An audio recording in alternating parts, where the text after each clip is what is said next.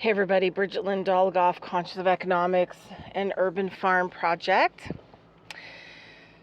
I'm waiting. I teach a class at the local senior center twice a month. For free, I volunteer to teach them self-healing, nutrition, self-acupressure, qigong, different types of lots of different types of proper stretching. We've done some energy healing of others and ourselves, and we also we did over Christmas, we did energetic healing meditations, sending to people who needed it. So it's a pretty fun class. I really like these ladies. They're pretty amazing. They were super amazing in their life, and they're from 73 to like 85, and amazing. So I wanted to kind of talk to you kind of about something that, a realization that should be shared. And I have the class in my mind, so I have to like move that over because I teach a different class every week, so I prepare for it. Move the class over. So I've been dealing with a cryptocurrency site, and I won't mention it because I don't want them to get like mad. Anyway, and I'm just trying to get a mailing address so that I could get a debit card. They gave me the virtual one, but not the debit card, and that because my physical address is different than my mailing address. Physical address has druggies, and druggies steal the mail. And the last thing that I want is a debit card sent to me in the physical mail, right? So it has been like unbelievable. It's been going on since like Saturday, and it went from email support chat to chat on their app, and still like nothing resolved. And then having to send in a picture with the date and codes, and I mean, it just is like, it's so off the top, right? So, and just what we have to deal with. I used to get really kind of angry about the whole thing, and because it just shocks me that we have technology, but it takes something that even a couple of years ago, 2018, I could walk in and correct and do and get done in an hour, maybe like, at worst, like 4 hours or something, but now takes Saturday, Sunday, Monday, Tuesday, still not resolved. So it might even drag on. So anyway, it's just mind-boggling to me. So that they just can't get like one little simple thing done, like it's this major ordeal, and then they're like, well, we're gonna have to change your address that you have in the system. Now you have to provide all these documents, blah blah blah blah blah. So anyway, it's ongoing, but it's gonna get worse, right? Because they need to keep creating like regulations and KYCs and all these things to support who you are.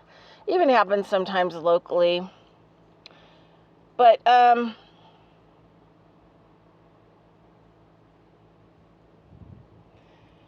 way that we can combat this kind of thing, because what they want to do is they want to push us. In 2009, I learned about Real ID in the state of Nevada when I was at the legislature fighting. There were a lot of really crazy stuff that year in bills, and I tell people I went from a conspiracist to a factualist because all those conspiracies were in those bills. So anyway, so Real ID was the first to come around, but we defeated it the first time. And it had stuff in it like, chip babies without parent consent. It had like crazy stuff in it. So they could like, chip you. Meanwhile, at that time, there were 13 states that were actually in federal lawsuits against them, the federal government encroachment, into state. So, but what I know is that they have to do everything that they can to make it so difficult for us to move just even a millimeter. Excuse me, and especially in regards to money. That we're so fed up, we're so tired, we're so exhausted fighting them that we willingly take the chip, or we're willingly, they're using this coding thing too. And it reminds me of Jupiter Ascends or Jupiter Descends, that movie, where she goes in and they put a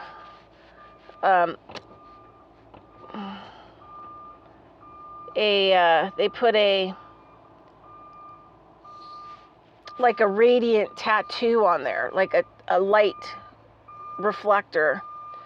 And it kind of reminds me of that, that there may be something like that, because one of the things that they use in the CV,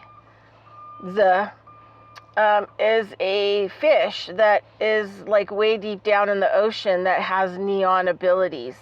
So they put some of that in there. So they don't really need a whole lot for you walking around even a city to know, what you got in your body and what you don't. So, all right. So anyway, so they're making it all so difficult. So what can you do? Like thoughts, of what you can do on a local level. You can shop locally or shop in, local-ish areas. Make sure that you have silver and, things like that. And the other thing too is money orders, and not just regular money orders. We're talking postal money orders, because that financial system, postal money orders, is probably higher than anything else in the United States. The other thing too is that I forget what his name is, Russell, I think it's Gould. And he talks a lot about these matters, and what the post office actually is. And it's like it turns out to be like the highest court. And also, it is attached, it has its own like banking system internally. And there's a whole other thing with that. Anyway, I'm still cracking that code. So no matter what, the postal place will have to make good on their postal money orders. And they may be like one of the only things, left, or that kicks back up after the collapse immediately. Their systems are just kind of designed that way, through sleet and hail, their whole motto. So the good thing is, like, you can get a money order. You can have somebody send you a money order from any postal place. Super cheap too. And I had one get lost, and they were really efficient with claiming that loss and then actually getting me the money back to me. They sent me a check. And the process was extremely fast. I was, as far as, what we're dealing with in the now here.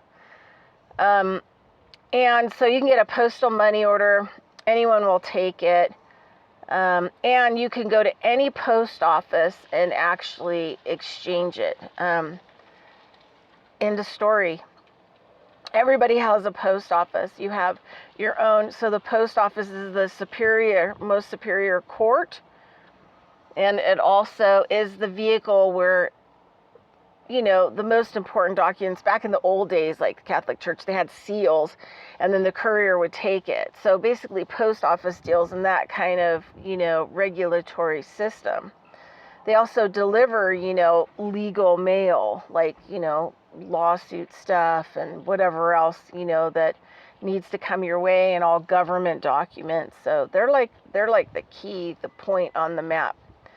But anyway, you could do business by getting money orders and then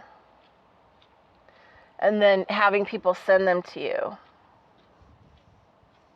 So, and then, go from there, and then just shop local, and your post office local. So do business with your post office. All right. And, something that I've thought about is that, you know, like if you don't know what to do with cash right now, you have cash, you can always go and buy some postal money orders. I mean, they're going to be as safe as cryptocurrency, or probably way more safe than cryptocurrency, the banks, and all of that kind of jazz. So you could go buy, if you don't know what else to do with cash, you could go buy some postal money orders so that you can pay bills or buy groceries at the grocery store at some point. Because, I mean, I'm sure that they could, you know, easily put together a postal money order system where you endorse it over to them. They're going to have to start accepting, you know, a lot of other stuff.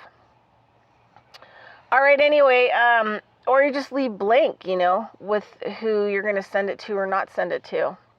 And you could add that on later. So they're, you know, like paper money, but in a different way. They're kind of more stamped, regulated, higher authority, legal, all of that. They're going to be pretty good to go. All right, so that's just, I'm hoping that helps. All right, got to run. Got my class. Talk to you later. Bye-bye.